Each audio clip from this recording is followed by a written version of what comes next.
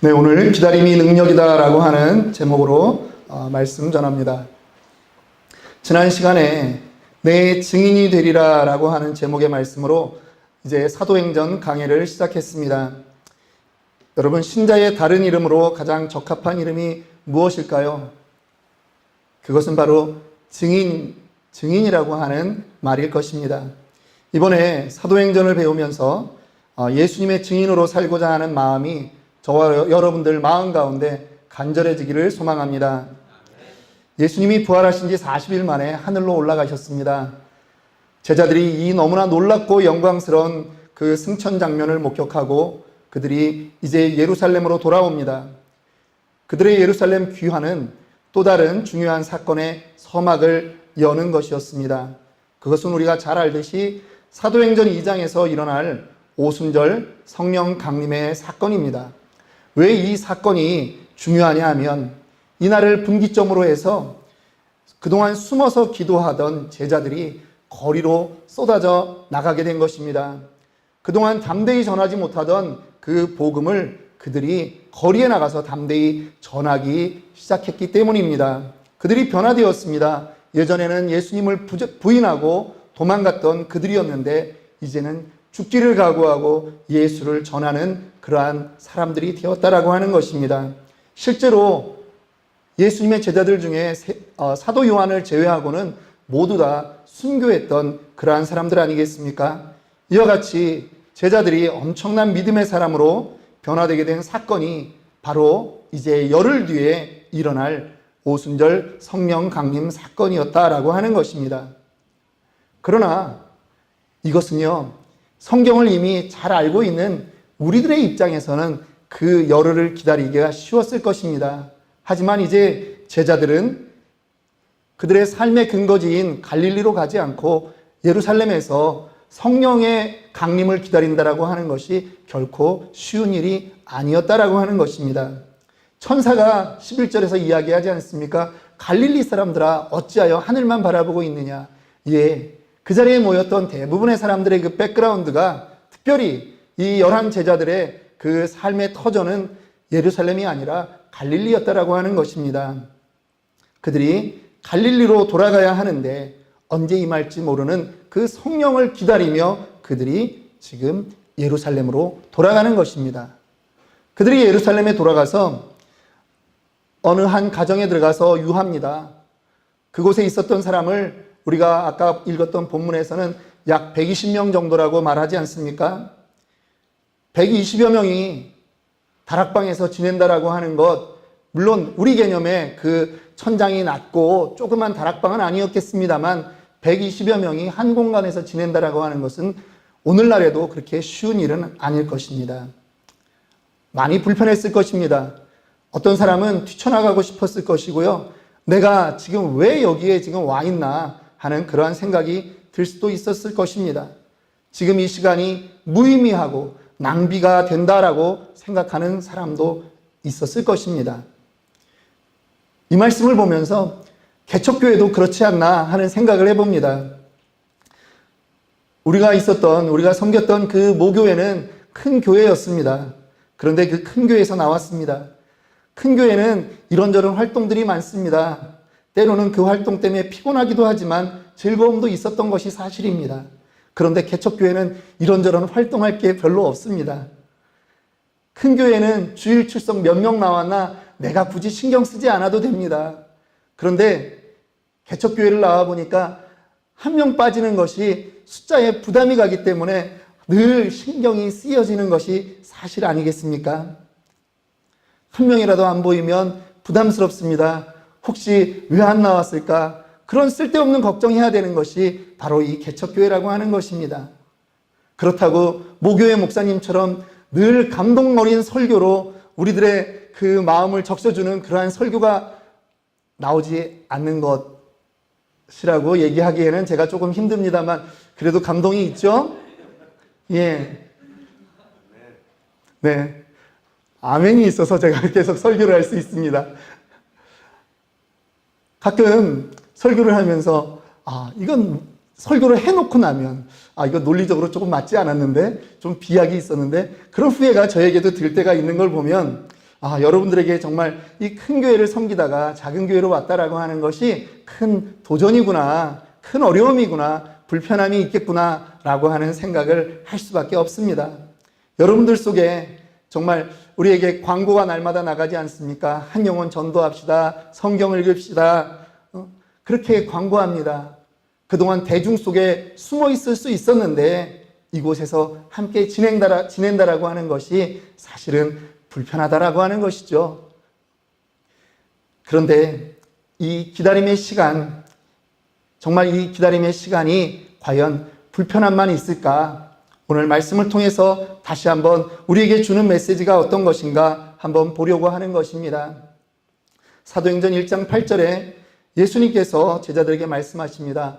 오직 성령이 너희에게 임하시면, 우리 다 같이 한번 읽어볼까요? 오직 성령이 너희에게 임하시면 너희가 권능을 받고 예루살렘과 온 유대와 사마리아와 땅끝까지 이르러 내 증인이 되리라 하시니라.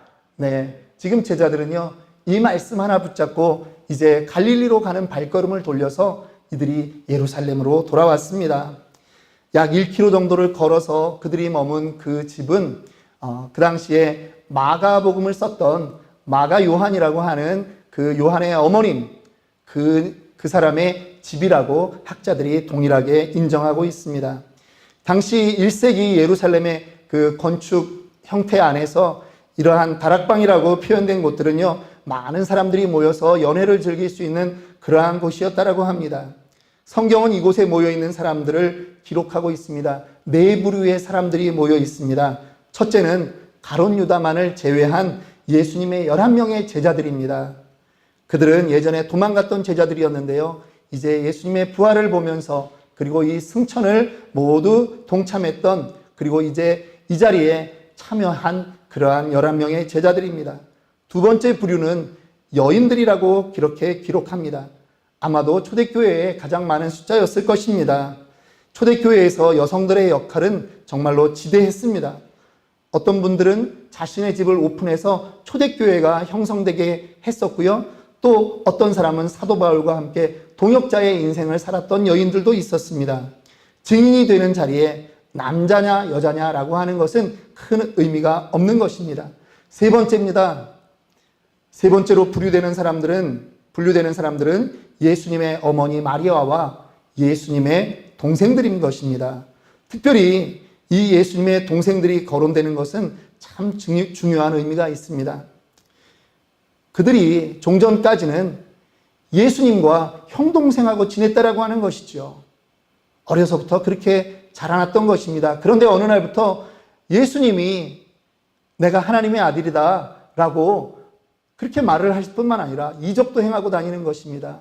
그래서 우리가 살펴보았던 마가복음 안에서는 이 예수님의 그 형제들이, 사촌들이 와서 예수님을 붙잡아 가려고 하지 않았었습니까? 바로 예수님의 그 가족들은 불신 가족이었다라고 하는 것이죠. 그런데 이제 그 불신 가족이 예수님의 부활과 승천을 통해서 이제 이 기도의 자리 마가다락방에 함께 오는 그러한 신자의 가정으로 변했다라고 하는 것입니다.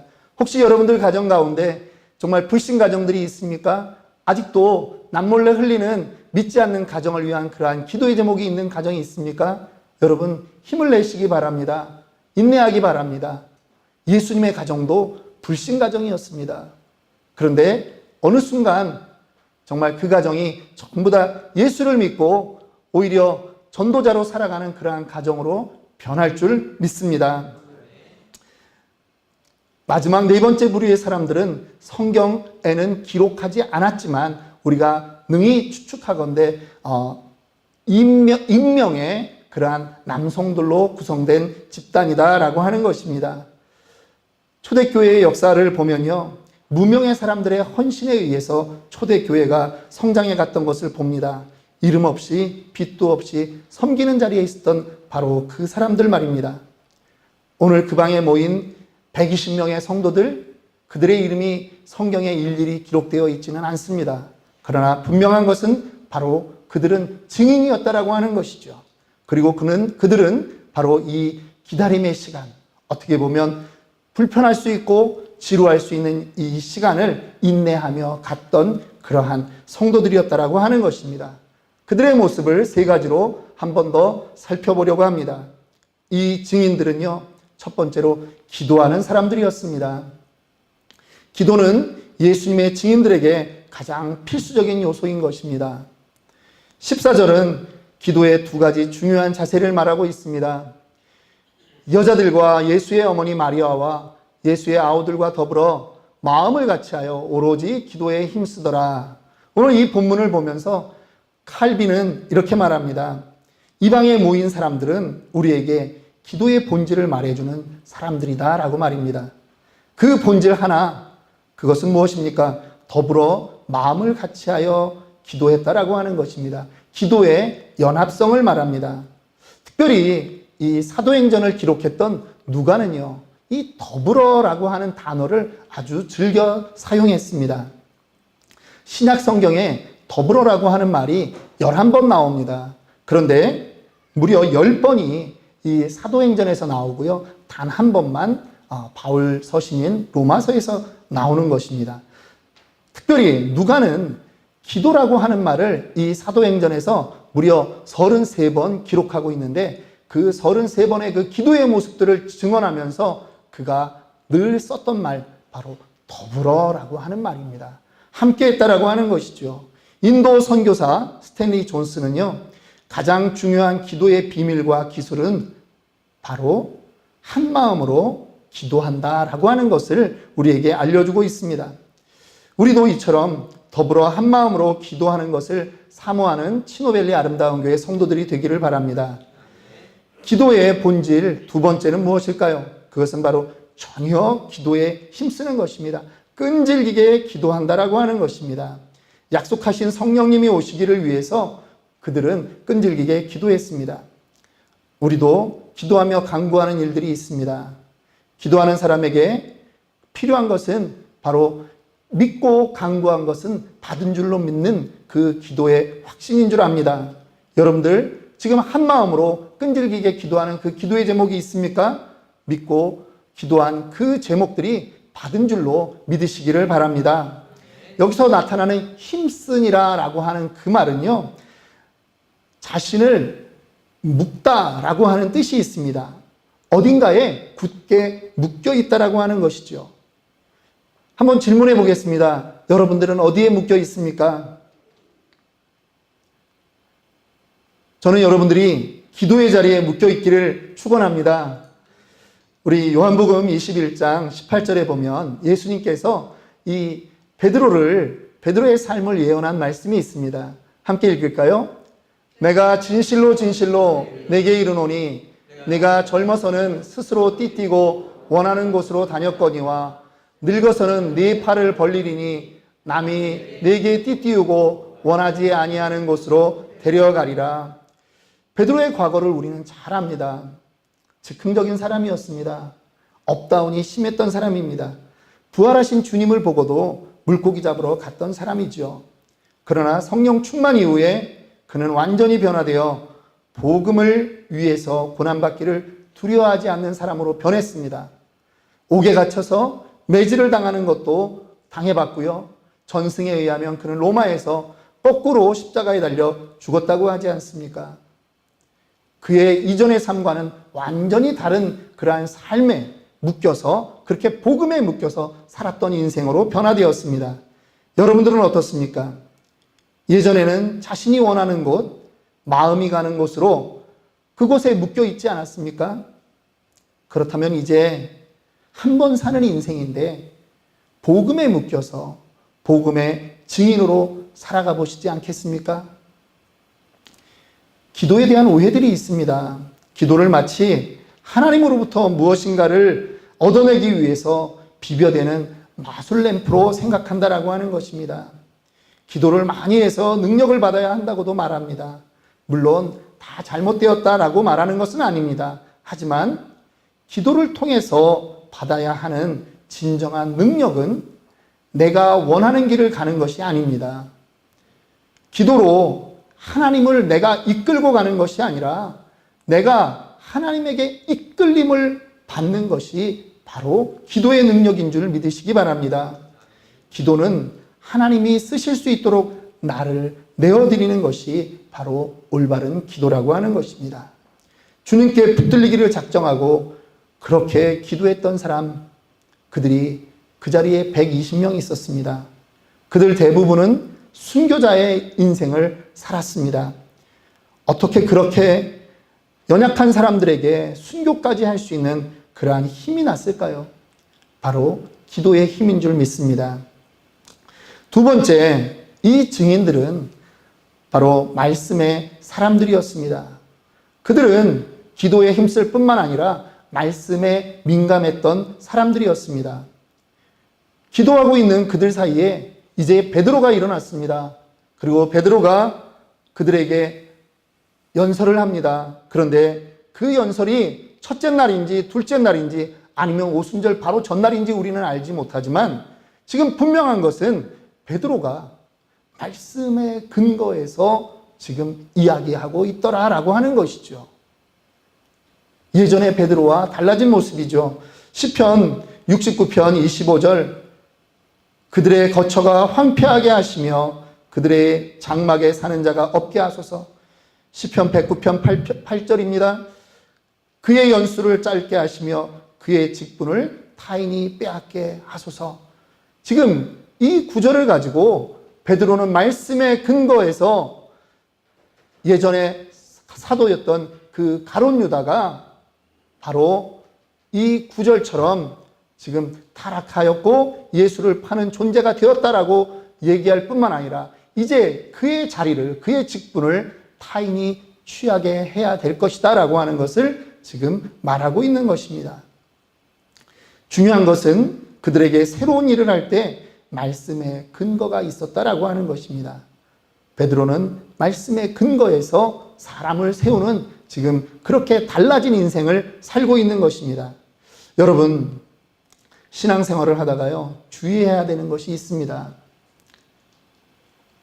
그것은 때로는 어떤 좋은 아이템이 있고 좋은 직장으로의 변화가 있을지라도 그 부분에 대해서 정말 늘 말씀의 컨펌을 간구하는 신앙인이 되어야 된다라고 하는 것입니다.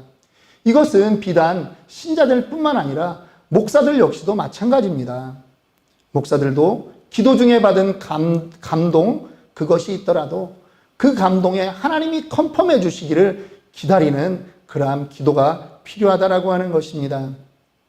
하나님이 정말 원하시는 일이라면 늦어져도 그 일은 성취될 것이기 때문입니다. 서둘지 마십시오. 제가 미국에 와서 이제 그 신학 공부를 할 때 제가 결심한 게 뭔지 아십니까? 제 입에 여러분들의 시선을 집중해 주십시오. 중요한 얘기 하려고 합니다. 이런 얘기는 인생 살다가 그 크게 보너스로 얻는 얘기입니다. 제가요, 정말 미국에 와서 신학 공부를 하면서 제가 마음에 결심한 것이 내가 절대 개척교회는 하지 말아야 되겠다. 그거를 제가 결심했다는 거 아닙니까? 이게 신학생 맞는지 모르겠지만 왜 그랬냐면 사업을 14년 동안 하면서요, 늘 제가 여러분들 앞에서는 사업 잘된 얘기만 하지만 그 사업도 이게 굽이굽이 있는 거죠. 그 기복이 있습니다. 그 기복 중에 가장 힘든 거는 뭐냐면 이 재정적인 문제를 건너가야 하는데 어디 가서 이렇게 돈 꿀 데도 없다라고 하는 것이죠. 일가 친척 없는 곳에서 사업한다라고 하는 것이 그렇게 쉽지 않았기 때문입니다. 그래서 제가 절대 나는 개척교회는 하지 않겠다. 그렇게 작정을 했습니다. 그런데 한 3년쯤 공부를 마칠 때쯤 되니까요, 하나님이 나를 17년 동안, 18년 동안 남들 안 사는 그 중국 땅에서 정말 험한 꼴 다 보면서 나를 만들어 오신 그것을 보니 내가 주님 뜻대로 해야 되겠다. 남들 안 한다라고 하는 그 개척교회 내가 나라도 해야 되겠다라고 하는 그런 감동이 왔습니다. 그런데 현실은 암담했습니다. 그리고 어떻게 해야 될지도 몰랐고요. 그래서 기도했습니다. 그 당시에는 제가 우리 모교회인 로렌하이츠 아름다운 교회에서 교구 담당 사역을 했는데요. 어느 날 말씀을 자꾸 좀 읽으라고 하는 그러한 감동이 왔습니다. 그래서 제가 욥기서부터 이 말씀을 읽는데요. 시편으로 넘어가도록 욥기서에 그 좋은 말씀들 많이 있지 않습니까? 그런데 제 마음에 남는 구절이 없더라고요. 그런데 시편 27편 4절에 가서 갑자기 제 마음이 딱 멈춰졌습니다. 내가 여호와께 바라는 한 가지 일, 그것을 구하리니 곧 내가 내 평생에 여호와의 집에 살면서 여호와의 아름다움을 바라보며 그의 성전에서 사모하는 그것이라. 한번 다 같이 한번 읽어볼까요? 내가 여호와께 바라는 한 가지 일, 그것을 구하리니 곧 내가 내 평생에 여호와의 집에 살면서 여호와의 아름다움을 바라보며 그의 성전에서 사모하는 그것이라. 아니, 이 말씀을 읽고 났는데요. 다른 구절을 다 읽어도 이 말씀이 지워지지 않는 것입니다. 그 말씀을 수십 번 읽었습니다. 이해가 될 듯, 안 될 듯, 그렇습니다. 그래서 제 마음에, 하나님께서 나를 그 모교회인 아름다운 교회에 풀타임 사역자로 세우시겠구나. 그동안 파트타임이었거든요. 근데 하나님이 나를 풀타임으로 월급 좀 더 주시고 그렇게 일단 편안한 길로 인도하시는 게 아닌가 하는 그러한 마음을 가져보았습니다. 그런데 상황 파악을 해보니까 그 교회에 저까지 또 뭐 풀타임 사역자가 필요한 자리는 아니었습니다. 그러면 이게 무엇일까? 하나님께 기도했습니다. 하나님, 이왕이면 목사님을 통해서 좀 이 말씀을 저에게 컨펌해 주십시오. 어느 날 목사님 새벽 설교에 이 말씀을 가지고 설교를 하시더라고요. 그런데 제가 저 구절을 이해를 못한 것이 아니라요. 저 구절과 나의 인생이 도대체 어떻게 연결되냐라고 하는 것이죠. 이해가 안 되더라고요. 그래서 다시 하나님께 또 기도했습니다. 하나님, 말씀은 맞는 것 같은데 더 컨펌해 주셔야 되겠습니다. 2017년 10월 5일입니다. 그날 요 옆에 치노힐에 우리 한 가정이 새로 이사 와서 이제 한 3개월 정도 정착이 된 가정에 신방을 가게 되었는데 제 교구도 아닙니다. 다른 그 담당 교구 목사가 가야 되는데 그 목사님이 갑자기 일이 있다고 하는 바람에 제가 담임 목사님 내외와 신방 여전도사님을 모시고 제가 가게 되었습니다. 그런데 놀라운 것은 그곳에서 목사님이 딱 꺼내들고 30분간 설교하신 말씀이 이 한 구절이었습니다. 그 자리에 있었던 다른 사람들은 뭐 그럴 수도 있겠거니 하고 생각하겠지만 저에게는 남다른 그러한 말씀이 아니겠습니까? 그런데도 모르겠더라고요. 뭘 하라는지 행동의 액션을 제가 도저히 모르겠더라고요. 그런데 이 날짜 뒤로 10일 뒤에 2017년 10월 15일, 16일이 저희 스태프들 약 한 14명, 15명이 EM 팀들까지 전부 다 기도원에 올라가서 수련회를 했습니다. 그런데 둘째 날 목사님이 저한테 그러셨습니다. 사람들 다 있는 자리에서 조 목사는 내년쯤에 나가서 개척할 준비를 하라고요. 이럴 때 아멘 하셔야 됩니다. 이 성도들도요, 이렇게 타이밍을 잘 맞추셔야 됩니다, 여러분. 세 번째 왔던 그 컨펌이 저에게 개척교회 하라는 컨펌이었구나. 그렇게 생각하고 제가 일을 추진했습니다. 그러나 추진한다고 해서 막 일사천리로 된 것은 아닙니다. 많은 우여곡절이 있었습니다. 그런데도 참고 갈 수 있었던 것은 무엇이냐 하면 이 말씀이 저에게 있었기 때문입니다. 여러분들, 한 가지 팁을 제가 인생을 살면서 여러분들이 좀 가졌으면 하는 한 가지 팁을 더 드리면요. 응답받았다고 신나서 새로운 사업하는 분들 계십니다. 혹은 응답받았다고 내가 하는 어떤 일은 아주 탄탄대로 이 빨간 그 주단에 장미꽃 꽃잎 뿌려놓은 것처럼 그런 길을 걸어간다라고 생각하는 분들이 가끔 계십니다. 아닙니다. 물론 하나님의 특별한 섭리 때문에 만사 형통으로 그렇게 가는 분들도 계실 수 있겠지만 제가 보면요, 말씀으로 컨펌을 받았건 기도로 응답을 받았건 만사형통으로 가는 일들이 그다지 우리가 살아가는 일들에 많지 않다라고 하는 것입니다. 그런데 왜 응답이 중요하냐 하면요, 응답 받은 사람은 그 길을 인내하며 갈 힘을 얻는 것입니다. 여러분, 참지 못해서 사람들이 일을 그르칠 때가 얼마나 많습니까? 조금만 더 참으면 되는데 그것을 참지 못한다라고 하는 것입니다. 그래서 정말 응답받고 가는 그 인생, 거기에 제가 한마디 더 하고 싶은 것은 응답받은 일이라 할지라도 힘든 것은 그대로 있다라고 하는 것이죠. 그런데 응답을 받았기 때문에 하나님께 부르짖고 견디라 하는 것입니다. 세 번째, 이 증인들은요, 바로 순종하는 사람들이었습니다. 그들은 기도하는 사람들이었고, 그들은 말씀에 민감한 사람들이었고, 그들은 이제 순종하는 사람들이었다라고 하는 것입니다. 순종의 모습을 어디서 볼 수 있습니까?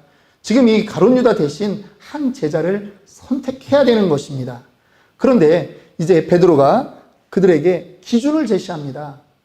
어떠한 기준입니까? 예수님이 침례 요한에게 침례받던 때부터 지금 이 승천의 때까지 우리와 함께 했던 사람들 가운데 선택하자라고 하는 것이죠.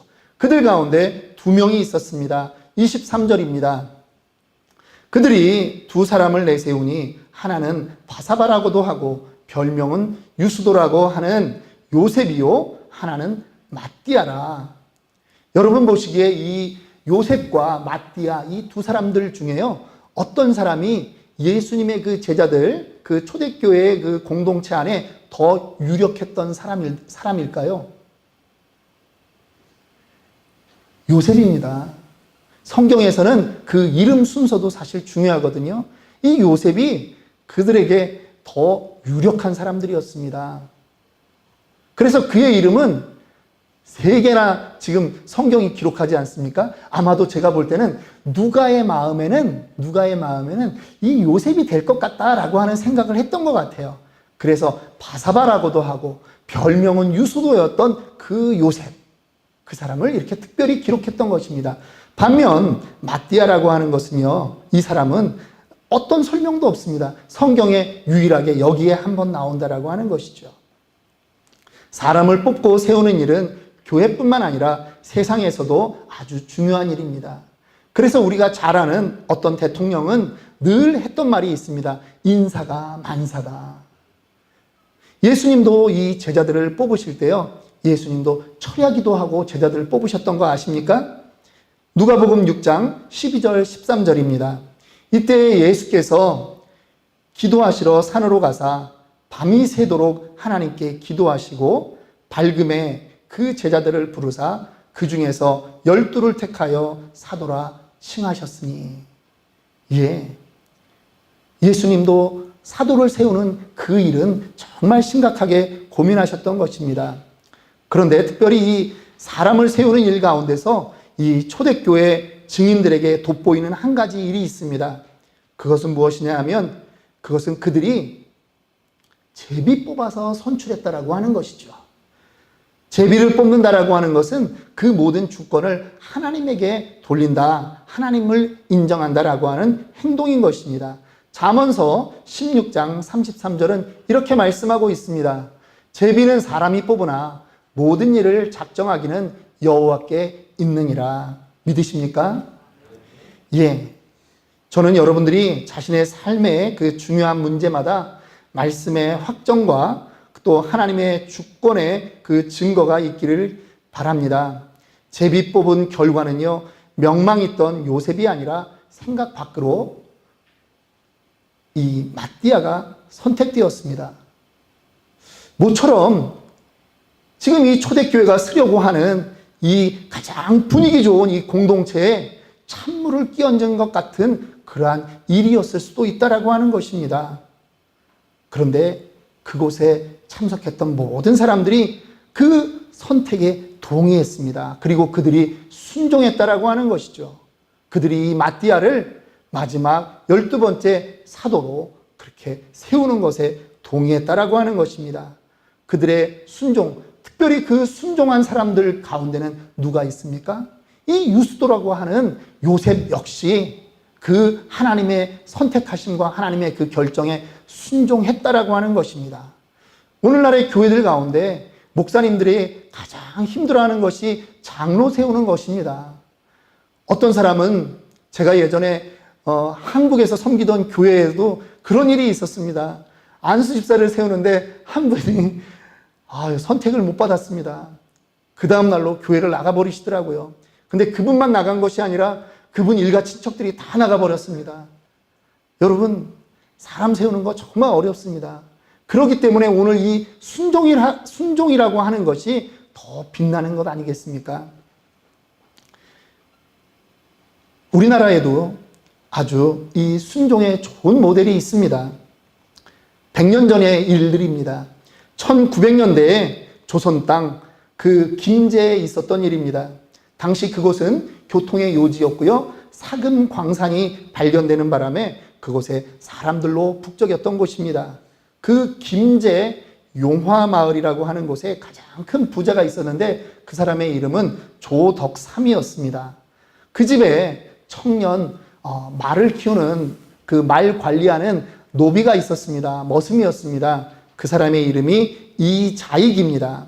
그런데 어느 날 이 지역에 지나가던 미국 선교사 테이트라고 하는 선교사가 이 조덕삼의 집에 머물게 되었습니다. 그리고 조덕삼의 집에 이 자기의 말을 맡겨서 이제 하루를 쉬게 된 것입니다. 선교사와 이 조덕삼이 서로 대화를 나눕니다. 당신네 나라는 그렇게 좋다는데 왜 이 우리 조선 같은 불편한 나라에 와 있습니까? 그랬더니 이 선교사가 그러더라는 거죠. 다 하나님의 특별한 사랑 때문에 제가 이곳에 와 있지 않습니까?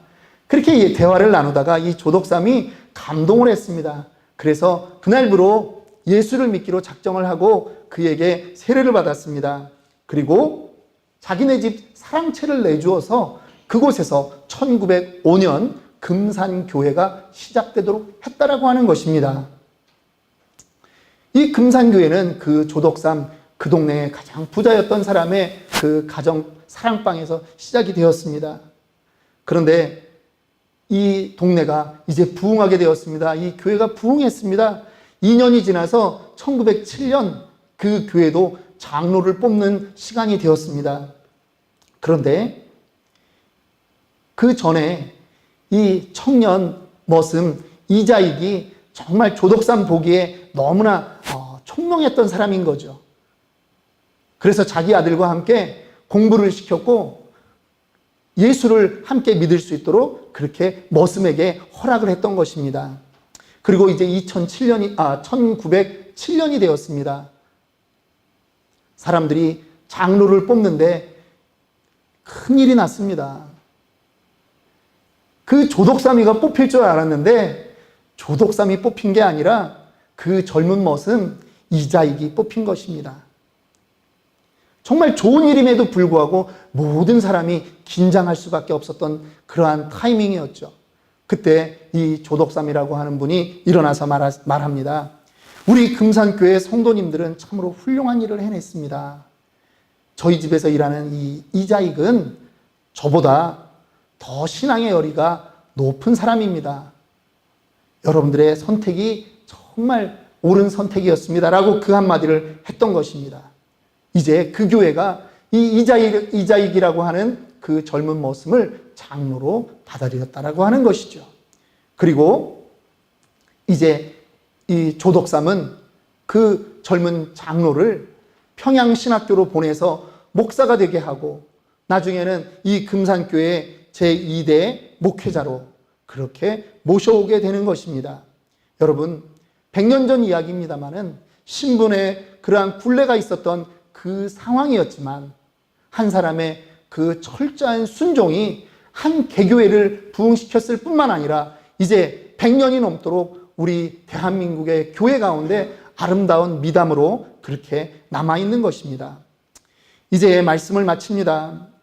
인생을 살다 보면요, 내가 가고 싶은 곳은 갈릴리, 나의 익숙한 곳인데 불편한 예루살렘에 멈춰야 하는 그러한 일들이 있다라고 하는 것입니다. 내가 머물고 싶은 곳은 익숙한 나의 그 지역에 머물고 싶은 것인데 지금 부득이하게 불편한 곳에 머물러야 한다라고 하는 것입니다. 그러한 일들이 우리의 인생 가운데 있습니다. 익숙한 사람을 벗어나서 불편한 사람과 공동체라고 하는 이름으로 그렇게 함께 있어야 될 때가 있다라고 하는 것이죠. 하지만 우리의 인생이 하나님의 손에 있음을 믿는다면 그 어떤 시간도 무의미하고 낭비되는 시간은 없는 것임을 믿으시기 바랍니다. 누가복음 12장 6절은 이렇게 기록하고 있습니다. 참새 5마리가 2아사리온에 팔리는 것이 아니냐. 그러나 하나님 앞에는 그 하나도 잊어버리시는 바 되지 아니하는도다. 참새를 감히 사람에게 비유할 수 있겠습니까? 미물입니다. 그런데 그 5마리가 정말 푼돈인 2아사리온에 팔리는 것도 하나님이 기억하신다라고 하는 것이고 하나님이 지켜보고 계시다라고 하는 것입니다. 여러분들의 선택, 우리의 결정, 우리의 발걸음도 하나님의 그 계획 안에 있음을 인정하시기 원합니다. 120여 명의 성도들은 지금 그들이 익숙한 곳이 아닌 그들이 정말 불편한 곳에 지금 머물고 있는 사람들입니다. 그들의 기다림의 그 시간들을 그들은 기도와 말씀과 순종으로 그렇게 묵묵히 기다렸다라고 하는 것입니다. 그들은 언제 임할지 모르는 그 성령의 강림을 정말 묵묵히 그렇게 기다렸습니다. 그들 가운데 누가 권세자가 있습니까?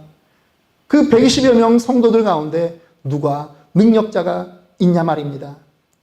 그런데 성령이 임하자 그들이 변화되었습니다. 그들을 통해서 초대교회의 위대한 역사가 쓰여지기 시작했습니다. 무너지지 않을 것 같은 그 로마 제국이 이제는 그 예수교를 그들의 국교로 인정할 수밖에 없는 그러한 상황으로 몰고 갔다라고 하는 것이죠. 분명 하나님의 능력입니다. 그러나 그 하나님이 역사할 수 있도록 참고 인내했던 그 기다림의 시간들을 갖던 그 120명 성도들, 그들의 기다림 가운데 능력이 나타났다라고 하는 것이죠. 기다릴 줄 아는 사람을 하나님은 사용하십니다. 여러분들은 지금 무엇을 기다리십니까? 도대체 언제 어떤 모습으로 나의 기도가 이루어질지 감이 잡히지 않기 때문에 힘들어하는 분들 계십니까? 만약 그렇다면 지금 여러분들의 삶은 마가 다락방에 있었던 그 120명의 성도들과 같은 것입니다. 여러분들에게 권면합니다. 그들처럼 인내하시길 바랍니다. 기다리시기 바랍니다. 기도와 말씀과 순종으로 여러분의 삶을 하나님께 온전히 드리시기 원합니다. 그곳에서 능력이 나타날 줄 믿습니다. 그 기다림의 능력을 덧입는 저와 여러분들이 되기를 축원합니다. 함께 기도하겠습니다.